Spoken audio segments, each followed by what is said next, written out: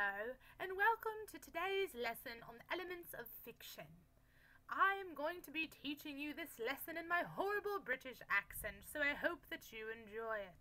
Now, you've already learned about genres, so you should know what fiction is, but in case you've forgotten, I will remind you. Fiction are stories that are not real, they're made up. And all stories have a few things in common. Every work of fiction must have a setting, characters, plot, and conflict. You're going to learn more about characters and conflict in another lovely video. Today, however, we'll talk about setting and plot. The setting. I don't know why that flew in that way, but the setting is where the story takes place. But it's not just the location, it's the time period, because sometimes that matters. If a story is taking place in 1524, I need to know because they're not going to have cell phones, for example. When and where the story takes place. You see some examples on the screen in front of you. Outer space, a lovely Greek island, Hogwarts, a high school, and in the middle you see me. That is me on the set of The Hunger Games, right in front of Peter's Bakery. That is the setting of District 12 in The Hunger Games. So the setting, when and where the story takes place. Let's talk now about plot. What you're looking at is my plot map. I made it. It's got the big explosion at the top. That's the climax we'll talk about later. You see everything leads up to that and then drops to the conclusion. The plot, the definition of plot, is the order in which things happen in the story.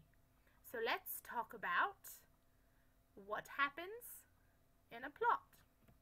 The plot always begins with the exposition. Here we have George. Little stickman George thinks he wants to climb this mountain.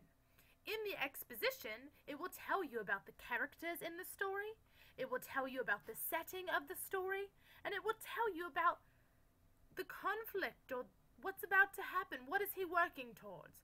So in the beginning of George's story, the exposition, it will say, this is George. George lives in Little Town, Arkansas, and he wants to climb the mountain. Not all of them are that easy to find, but that's what's included in an exposition. Should have clicked that earlier, but there's the definition. Rising action.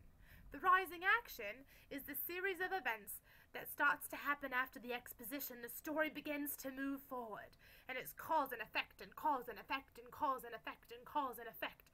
Everything that's happening. He's trying to climb the mountain. And it all leads up to the climax of the story.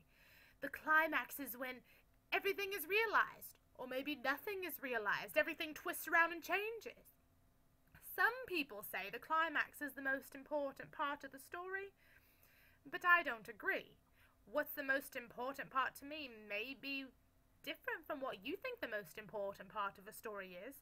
So think of the climax as the part where the entire rising action sort of comes together and the big moment occurs. After that, there's the falling action. It's usually pretty small because the story's almost over. This is where the story starts to wrap up. He climbed the mountain. Maybe it'll tell about what happened when he comes down, how excited he was, and then it all ends in the resolution. The story's over, all loose ends are officially tied up, and the story is done. Can you think of a time in which a resolution may not tie up all the loose ends? Think about it for a second.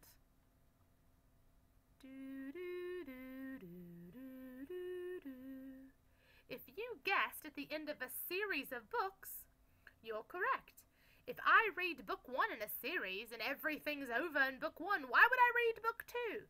So sometimes the resolution is not quite everything being tied up at the end. Now that you know what a plot is and what a setting is, the next thing you'll learn are characters and conflict. so be on the lookout for the next step in learning the elements of fiction. Thank you and have a lovely day, or evening.